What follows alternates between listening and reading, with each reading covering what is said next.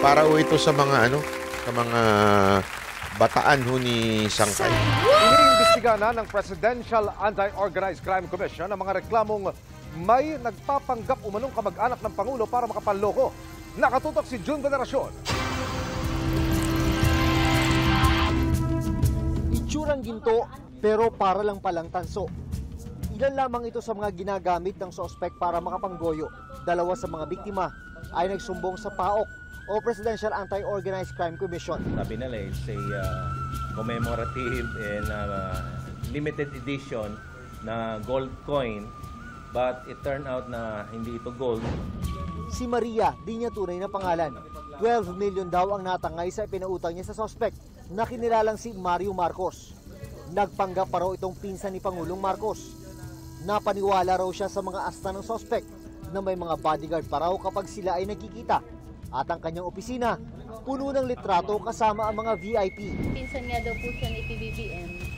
Inatest po kasi siya ng tauhan ko na kamag-anak nga po kasi pina-verify ko po sa PSG. So, it turns out when I talked to someone from the PSG, hindi po siya kilala. So, ano lang po yung, kumbaga nakasabwat niya na po yung kahit yung sarili ko pong tauhan. Si alias Romeo, na retiradong Army General, natangayan naman umano ng 800,000 pesos dahil sa pangakong malaking investment. Ang masaklap. Alam mo, minsan nagtataka din ako, no? Alam na nga nila napakaraming ganyan na scam. Nagpapaniwala pa din. Hindi, alam nyo, there's no such thing as investment na ang laki-laki ng kapalit. Doon palang kaduda-duda na eh. Saan ba tayo nakakita ng libro sa pag-aaral sa negosyo na pina-invest ka ng 1 milyon, ang balik sa'yo 2 milyon na? Sa akin yan, dami lumalapit ng ganyan eh. Yung mga invest, hindi Brad, mga ano dito, big time. O, ito, picture. O, ha, kita mo to, mga ganyan.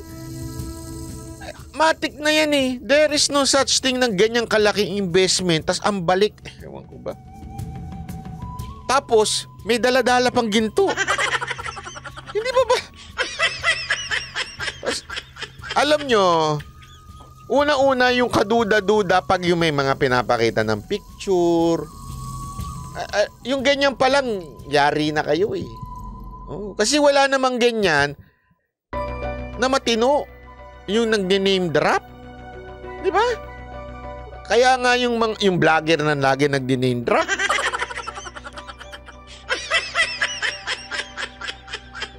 Na kesyo, sana sekretary na daw siya. Wala nangyari. Sa bagay, sabi siguro nitong scammer na to, Talano Gold nga, naniwala sila eh. Dito pa kaya, at least to medyo mukhang totoo. Pakita ko lang yung ID ko na Marcos ang apelido ko. Di, pasensya na ho ha. Pasensya na. Pero this is how stupid some people are. Ganito ka stupid. Si Pangulong Marcos na nagsabi, tinanggi niya na publicly yung Talano Gold. Publicly sa news, tinanggi niya na wala siyang alam na gold na Talano Gold. And yet, pinaniwalaan at ibinoto siya nung iba dahil sa Talano Gold.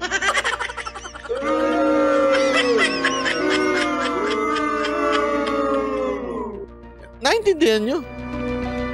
Mismong si Pangulong Marcos na nagsabing there's no such thing as gold. Wala akong nakita sa tanan ng buhay kong gold. And yet, sinabi lang nung isang vlogger na merong Talano Gold na magliligtas sa ating sa daus-dos nating ekonomiya. Naniwala ka. Minsan hindi ko malubos maisip kung bakit tanga tayo. Hindi ko talaga malubos maisip. Hindi, alam mo, isipin nyo, bakit kaya may ganung tao na alam mo na nga sabit, pinaniniwalaan mo pa rin.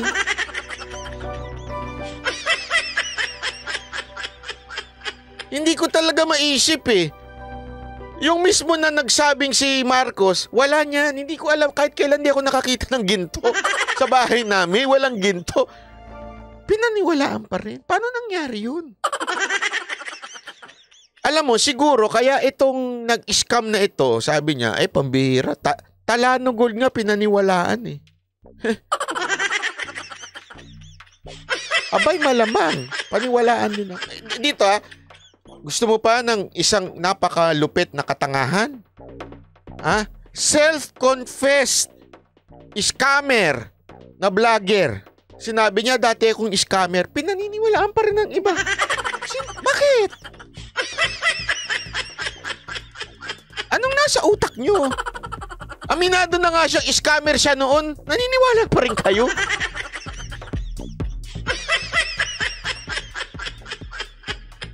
Hindi, di ba ho?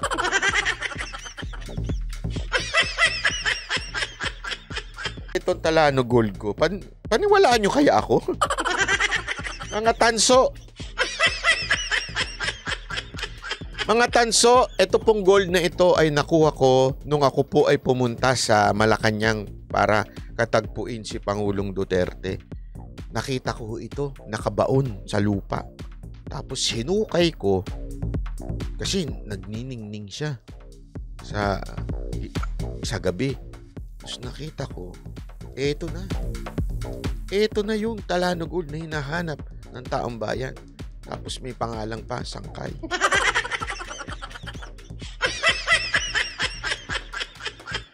Pero dahil mahal ko ang bansang Pilipinas, ibebenta ko na lang po siya ng 10,000. Pag binenta nyo po ito, ang presyo po nito, mga 10 million.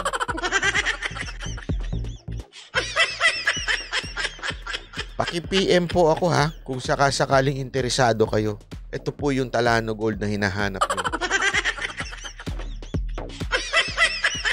Sandali lang, malay nyo may mauto. Diba? Kasi ganyan lantaran yung yung panloloko sa atin, pinaliwalaan nyo pa rin.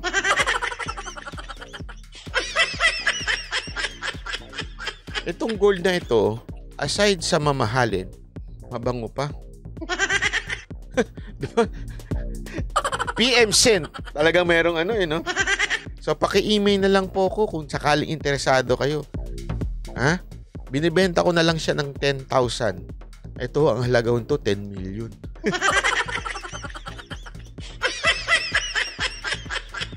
Malay mo, may mag-PM sa akin, di ba? Manat ba, akin na lang yan Talano Gold. Pambili ko rin yun. Ay, dali, 10,000. Di pala makabili ng iPhone.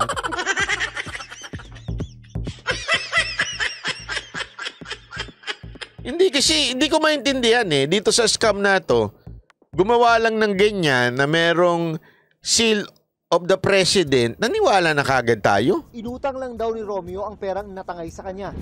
Talaga authentic talaga yung suot niya. Yung bakal niya, ganyan, gold. Pagkatapos yung sombrero niya, gold. Pinakita niya yung mga projects niya na parang Dubai. Sa pag-iimbestiga ng PAOK, hindi ka mag-anak ng Pangulo ang inireklamong si Mario Marcos. Marami na raw itong nabiktima at nakapagpiyansa lang sa mga kasong estafa. We just want the public to know na may mga ganitong modus operandi para makapanloko ng tao. Bumuo na ng team ang Presidential Anti-Organized Crime Commission para mag-imbestiga at i-monitor ang peking kamag-anak ng Pangulo para mabilis daw siyang maaresto kapag may lumabas na namang warrant laban sa kanya. Para sa GMA Integrated News, June Veneracion, nakatutok. So babala lang natin sa ating mga kababayan na pagka meron ng alam nyong too good to be true, ika nga, yung bebentahan kayo tapos magdodoble o maghihingan kayo ng investment, magdodoble pera ninyo. Walang negosyong ganun. Kasi kung may ganung negosyo, lugi lahat ng bangko. Bangko nga, grabe interest di ba? Interest nila pagka nangutang ka, ang laki. Pero pag ikaw iniwan mo yung pera mo doon, ay grabe yung tubo mo. Piso daw. Piso. Walang ganun Kahit nga yung bumili ka ng mga stocks, meron nga di ba sa GCash may stocks doon pwede kang doon. Walang ganun Walang negosyo na more than, alam mo yun, doble o kahit nga half eh. Yung hindi, kikita ka dito pag nagbigay ka ng 1,500,000 ng kita mo kinabukasan.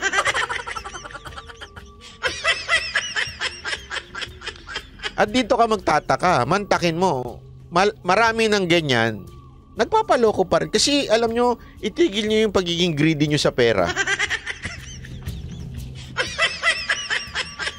Magtrabaho lang kayo ng consistent. Magtrabaho kayo ng consistent.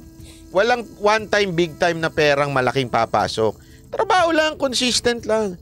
Kasi tandaan nyo, ang 1,000, pag tinrabaho mo yung araw-araw. Kasi yung isipin mo lang ito eh. Lagi yung tatandaan to, 1,000, baba naman yan. Pero kung pagsasama-samahin mo, 30 days mong ginawa yan, 1,000, 30,000 na rin yun eh. Diba? Kasi ang hilig gusto natin, hindi. Gusto ko one time, big time. Alam mo, ugali kasi ng mga Pilipino, yung nainggit doon sa mga ibang tao mayaman. Tapos hindi, balang araw, swerte din ako sa buhay. May ganung ugali, hindi, balang araw. Maswerte rin ako. Tatamaan ko rin tong loto.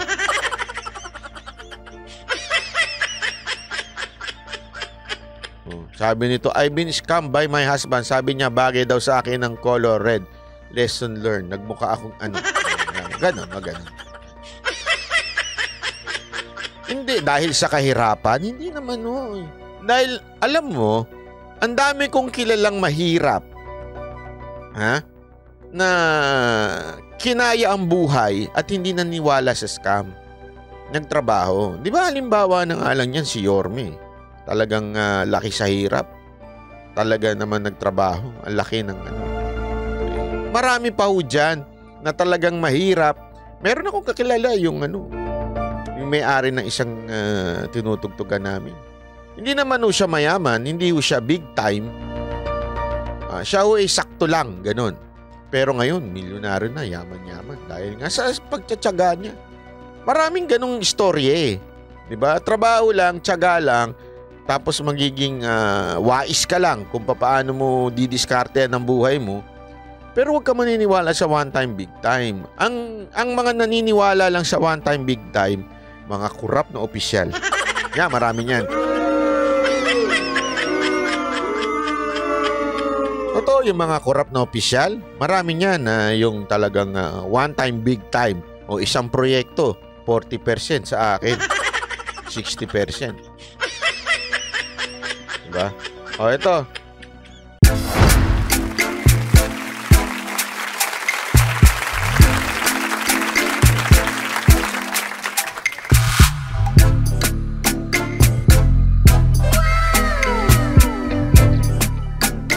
The next performance will start momentarily.